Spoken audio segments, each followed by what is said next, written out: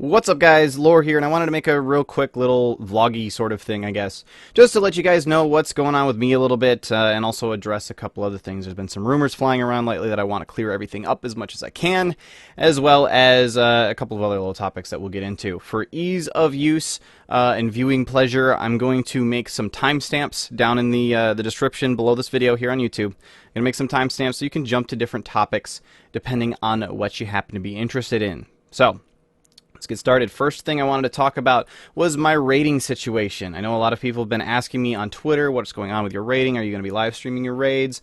Are you raiding? And so on. So I wanted to let you guys know, and I was talking about this a little bit on my stream the other day as well. I want to let you guys know what's going on with me. So, I am stepping back a little bit from raiding in Mists of Pandaria. I'm not quitting at all. So dispel that rumor right away. Not quitting raiding in the slightest. I am, however, stepping back from the main Months Behind 25-man raiding team. The reason for that is just a time thing. It basically came down to, do I continue to do shows like On Tap and After Dark, and continue to cast Heart of the Swarm matches? Do I set aside that time for creating more content for my YouTube channel and on Gamebreaker and so on? Do I set aside that time for that, or do I continue raiding 3 days a week? It was something that was really cutting into a lot of my time, not just inside the actual raid itself, the extra 4 hours a night, not just cutting into that time, but also just the extra stuff that I was having to do on top of that in terms of organizing a 25-man raiding guild. It was just a lot of extra stuff for me to keep track of. So, what I am doing instead is I am organizing a 1-day-a-week raid. I'm organizing a new raid team inside Months Behind, which is, we're starting off as a 10-man just because that's easier to, get started with. We have 10 people at the start and not 25, right? You gotta collect more people as time goes on. So starting off as a 10-man, I would like to eventually graduate it to a 25-man. It's gonna depend a lot on what the raid team itself actually wants to do. But that's gonna run 1 day a week on Saturdays, and I will be live streaming those. Excuse me, so you can check those out while they're actually active. It starts, right now the plan for the raid is to have it start at 4 o'clock Eastern Time on Saturdays, so you should be able to check out my raids when those actually happen there. As to what's going on with the rest of Months Behind and the other raid team, the main raid team will continue to go on as normal. It will be live streamed as well, not by me because I'm not going to be in it, but it will be live streamed by Indy's going to be live streaming it, I'm sure. I believe Keisha is live streaming it, and Rin's actually started live streaming recently too. I'm not sure. There might be other people that are actually live streaming it just yet. I'm not sure about that, so something to keep an eye out for. You will still be able to watch the Months Behind crew take on Mists of Pandaria bosses, aside from, whoever happens to still be in my Saturday raid, which there are going to be a few of the main team over there as well, in alts and so on. But you will be able to watch the main raid as well. Was not an easy decision for me to come to at all, to be honest. I mean, it really just came down to the fact that I want to be able to put out as much content as I can, and it was something that was holding me back in that regard, especially in terms of scheduling for live shows such as After Dark. I would not be able to continue doing After Dark if I was still raiding, and this also opens up the possibility for more live shows and more stuff that I can schedule like that. Especially since, the middle of Saturday is really not a good time to schedule a live show regardless, so I can be pretty positive that with this new schedule that I'm raiding with, will not have to worry so much about, I just can't raid today, I can't continue doing this and be super flaky all the time. So that's that pretty much out of the way. If you're curious about how the structure of Months Behind is going to continue, I'm still the Guildmaster, still the head running everything dude. I have set up Shank, otherwise known as Flux, who, if you're unfamiliar, he was actually our melee DPS officer before, so he's now set up as an assistant guildmaster, and he's managing everything in terms of how the 25-man raid team is still running, the main raid team is still running. He's managing everything there. He's the guildmaster as far as everyone there is concerned. All the main stuff, that's him in charge now. Rin is now our melee DPS officer. And Rikatron is taking over as both the tanking role officer and the recruitment officer, which he was doing before. And honestly, I really do like, this is kind of a tangent, but I really do like, the more I've been thinking about it, I do really think that the guildmaster, assistant guildmaster, and then officer structure, it just seems a little bit more future-proof, I guess, for running a raiding guild, especially a guild of the size of Months Behind, and especially if we're adding on another raid team. Just because it means that if if one guildmaster, if the main guildmaster or the assistant guildmaster, if one of them wants to step back, there's an obvious replacement for them. Either the main guildmaster can still run things and appoint a new assistant guildmaster, or the assistant guildmaster can easily take over as the main guildmaster and appoint a new assistant guildmaster for themselves. It just makes it a lot easier. Whereas I like to run guilds. In any organization, really. I don't like to run things where you don't have people that are replaceable, where you cannot live without this person whatsoever, and everything is completely and totally dependent on them. And we've been doing great with that in terms of our officership.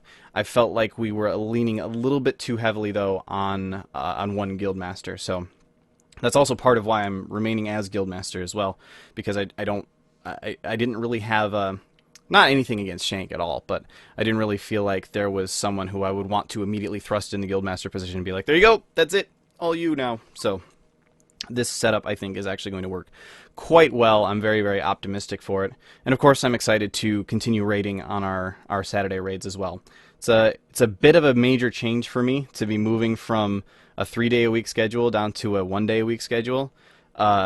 I mean, we've been slowly dropping days over the past several years. Like, we were five nights a week during the Burning Crusade, and then we switched to 4 nights a week in Wrath of the Lich King. And then in Cataclysm, we ended up at 3 nights a week. But even then, going from 3 nights a week, like going from 4 nights a week to 3 nights a week, isn't nearly as big of a change as going from 3 to 1.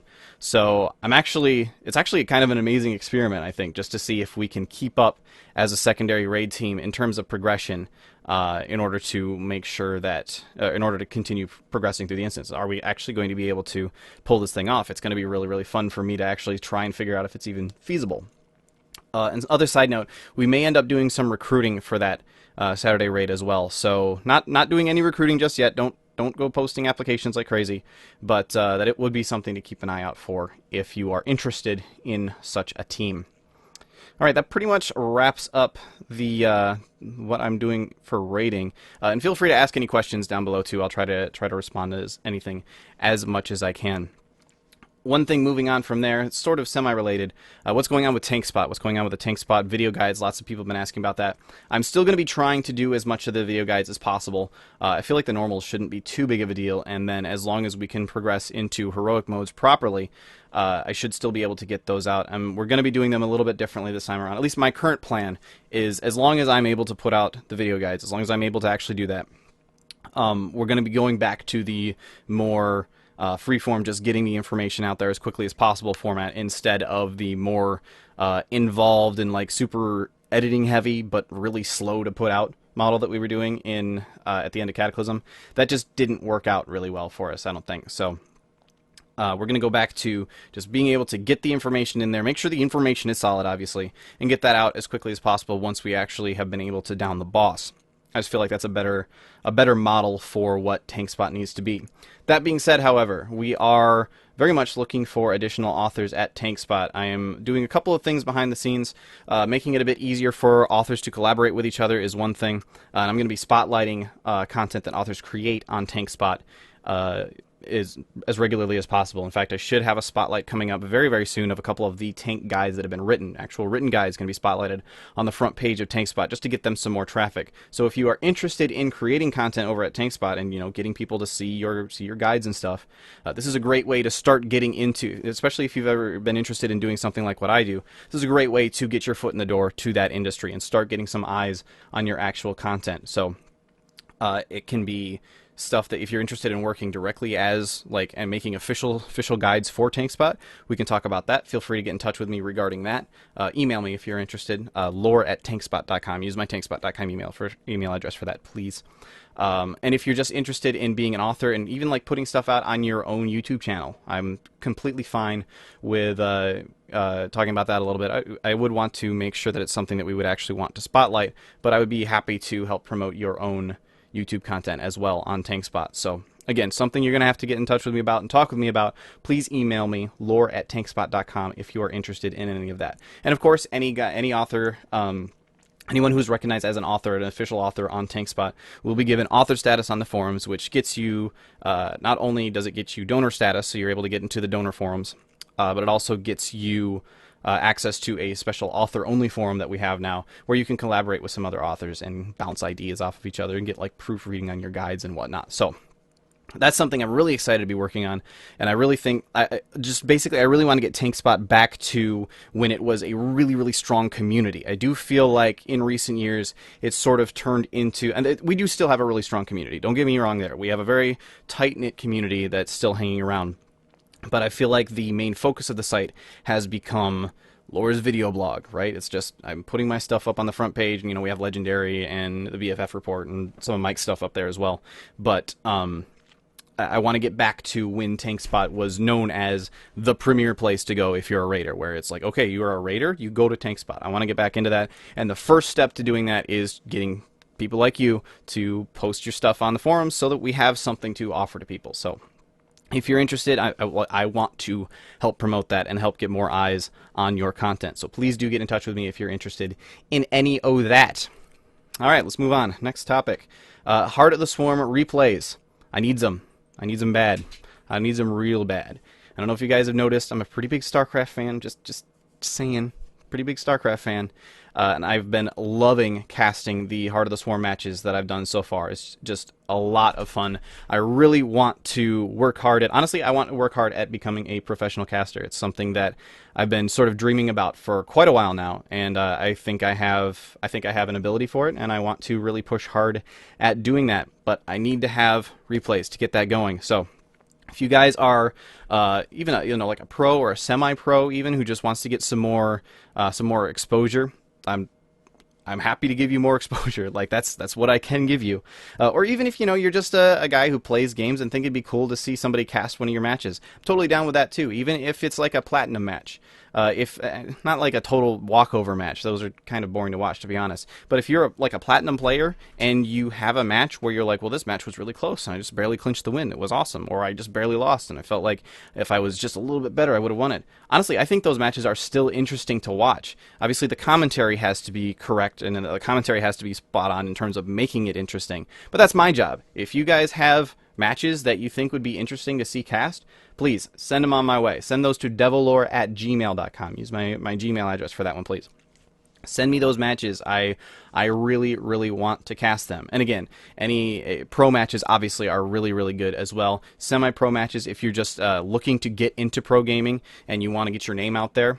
Riff, for example, is somebody who I believe is actually looking at getting into pro gaming, and he's gotten a lot of eyes on him now as from the couple of matches that I cast. So definitely a good way to start getting your name out there a little bit more when you get your matches cast alongside, like White Raw and Demaga and Thorzane and so on. Definitely a good starting point at the very least. I think it would actually be beneficial for you. So please do, if you have matches that you would like to see cast, or even if you just if you're a super awesome pro player. I mean, I'm kind of throwing it out here. I'm like fishing really hard right now. But if you're a super awesome pro player that just feels like helping somebody out who wants to be a top tier caster, that would be awesome too. So Heart of the Swarm matches, replays. I need them. Please, please, please, please send me them replays. I would love to start casting more matches. I just have a shortage of replays at the moment. That's really been the hold up there. All right, moving on next. I think this is the only other thing I wanted to talk about today is OnTap. What's going on with OnTap?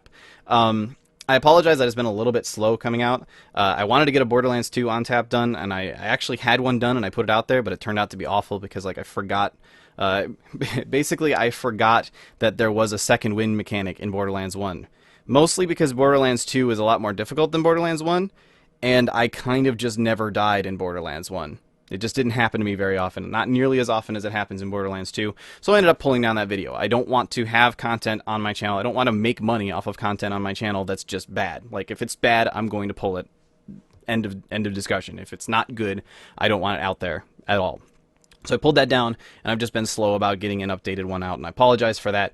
This little thing called Mists of Pandaria kind of launched, and it's kind of been eating all of my time lately, so there's that. I do have more OnTap, more games lined up for OnTap. I want to obviously get Borderlands 2 finished. Torchlight 2 is a game that I have had barely any time to spend on just yet, and I'm really mad about that because I'm really excited for that game, so I'm going to spend some more time with that and get that one out there. A couple of other games that I've been sort of looking at and trying to figure out if it's good enough for an OnTap. If there's any games that you guys want me to take a look at too, please let me know. If there's games that you say, hey, this game is pretty good, you should check it out, I'll totally do it. I'll check it out. So let me know if there's any games you guys would like to see me talking about. Oh, and another Guild Wars 2. I have another Guild Wars 2 on tap that I need to get done. I've kind of been trying to figure out how best to approach it. It's going to be about the PvP in Guild Wars 2. Kind of been trying to figure out the best way to approach that particular topic. And that's kind of the other issue that I've had with the Untapped so far, is I'm still sort of feeling out what exactly the show needs to be. Is it a first impression show? Is it a commentary while I'm playing a game show? Is it a game review show? Is it an educational thing? I've kind of been going in several different directions with it all at once. And I'm actually curious what you guys would like to see. Would you rather see me giving like full-on reviews of the games? Would you rather see me just playing the game and commenting on my experience, much like Mike B's Indie for Breakfast, for example? Would you rather see something educational where I'm just showing off, like, okay, here's this game you might be interested in. Here's this game you might be interested in. Are you interested in seeing me review games that I don't like, or do you only want to see games that are good? It would, like, if you were would you be upset if an Untapped came out and I was like, don't buy this game, it's not worth your time? Those are all things that I would really love to hear from you guys in terms of what you would like to see. So please, again, leave some comments and let me know what you would like to see on those lines. But I do have more content on the way. I just need to quit screwing around with pandas and actually get it done. Again, getting back to the original thing where I just don't have, like, I'm having enough trouble already just trying to get my dailies done and get everything else that I need to accomplish taken care of. I do not have time for 3-day-a-week raid schedule. So that's going to pretty much wrap this thing up. Hopefully I could clear up some stuff about my rating schedule, and hopefully you guys have some good information and good insight for me in terms of what content you guys would like to see here on the channel. Anyway, that's it for me. Thanks for watching, guys. I will see you later.